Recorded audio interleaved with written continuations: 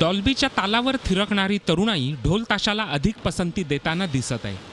पुणे आणि नाशिकमधल्या ढोल ताशा पथकांची एकेकाळची मक्तेदारी मोडून काढत आता मुंबापुरीतली ढोल ताशा पथकही गणरायाच्या मिरवणुकीसाठी सज्ज झाली आहेत। याकरता या पथकांचा कसून सरावही सध्या सुरू आहे।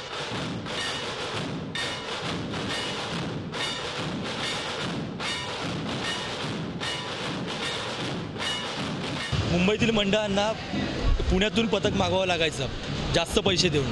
आम्ही विचार केला की जर आपण मुंबईमध्ये चालू केलं तर मुंबईकरांसाठी एक चांगली गोष्ट असेल। त्यावेळेस मग आम्ही मुंबईमध्ये चालू केलं। आता 2013 साली आमचं मुंबईमध्ये पथक चालू झालं।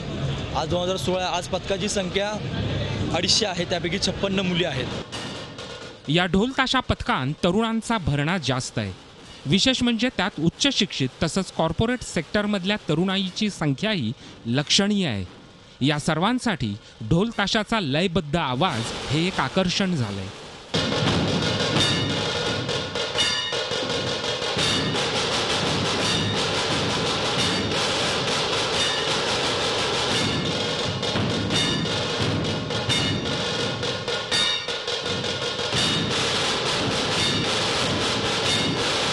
हा ढोल हा पहिला असं वाद्य आहे की जे मी हातात घेतला आणि वाजवायला सुरुवात केली आणि ते वाजवल्यावर एक वेगळा जोश, एक वेगळा उत्साह बोलतो आपण तसा येत गेला। म्हणजे काही असं कॉलेजमध्ये दुसऱ्या दिवशी एक्झाम, पण त्याच्या आधी एक कॉम्पिटिशन होती तरी आम्ही त्याच उत्साहात, म्हणजे हे पॅशन बोलतो आपण एक, म्हणजे यासाठी काही पण। या ढोल ताशा पथकांमध्ये महिलाही हिरिरीनं सहभागी होतात। त्यासाठी वेळात वेळ काढून त्या ढोल पथकाच्या सरावासाठी रोज न चुकता हजेरीही लावतात।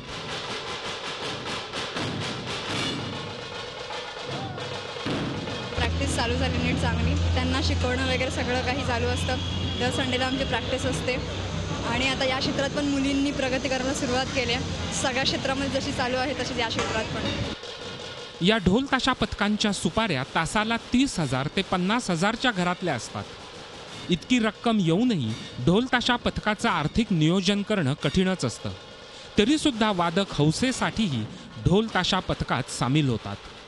विशेष म्हणजे काही पथकांनी तर हा पैसा सामाजिक विकासासाठी वापरण्याचा संकल्प केलाय।